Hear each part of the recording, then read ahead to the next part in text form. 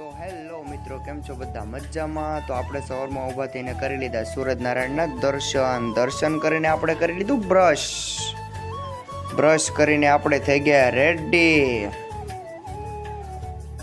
Brush કરીને ready થયા બાદ આપણે હવે ઉતરવા પડશે દાદરા, કેમ કે આપણે તો જવું પડશે નીચે. તો આપણે કરી દીધું દાદરા ઉતરવાનું ચાલુ.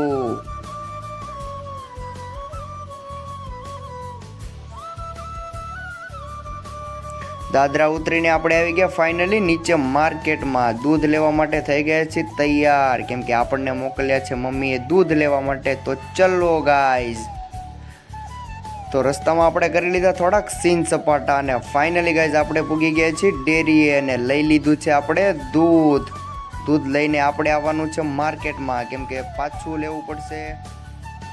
તો આપણે જવું પડશે પંડિતભાઈના ગલ્લે, કેમ કે આપણે લેવાની છે ફાકી ને ફાકી છે આપણા હાથમાં.